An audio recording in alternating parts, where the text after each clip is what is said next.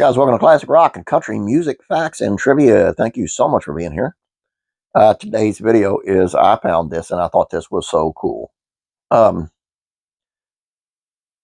Jovi kidnapped Michael Jackson's chimpanzee and sent a message that said, tell Michael if he wants to see Bubbles again, he can come to the bar.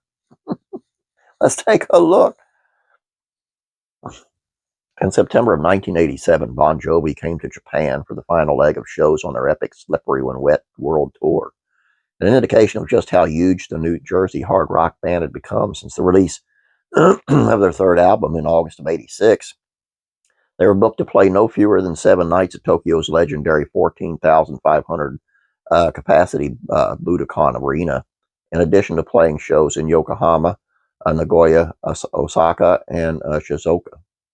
And yet, they were not the biggest Western artists touring the country at that time, as Michael Jackson was launching his world tour in support of Bad, with a frankly astonishing 14 stadium shows in Japan.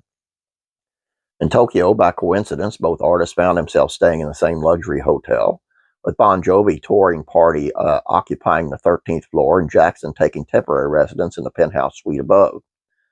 On the afternoon of September 24th, the date of Bon Jovi's opening Budokan show, Jackson summoned John Bon Jovi to his suite, and during the ensuing conversation, the King of Pop agreed that he would join the rock band on stage for one song at the close of their Budokan run on September 30th, as he himself had no gig that evening.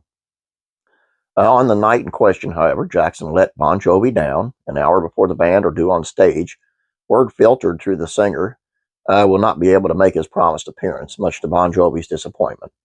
The group were still aggrieved about this when they returned to the hotel following an after-party at the Lexington Queen nightclub, and as they were now somewhat loosened up after a night's partying, and a plan was hatched to get a bit of revenge on the pop superstar.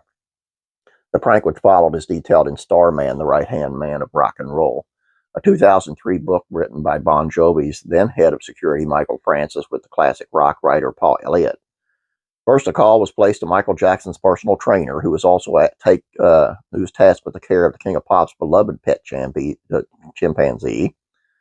I'm having a hard time here. Bubbles, saying that John Bon Jovi wished to pop upstairs to say hello to a simian star. As Jackson's personal trainer was a Bon Jovi fan, had attended one of the Budokan gigs, and he was only too happy to agree to the request. When he opened the door to the suite, however, he was informed that there had been a change of plan, and that Francis and drummer Tico Torres would be taking Bubbles down to the hotel bar to meet JBJ instead. Despite the man's protest, Bubbles leaves the room in Tico Torres' arms. Tell Michael if he wants to see Bubbles again, he can come to the bar and get him, Michael Francis said. In the bar, we placed Bubbles in an armchair, Francis writes. He is a friendly little fellow and a star in his own right, clad in a red and gray striped romper suit. He accepts bananas from us, which we order with our drinks. For 2 hours, we are expecting a visit from Jackson's security staff, but nobody comes. Eventually, we come to the conclusion that Jackson's personal trainer is too scared to let anyone know that Bubbles has been abducted. So we're stuck with him, or to be more specific, I'm stuck with him.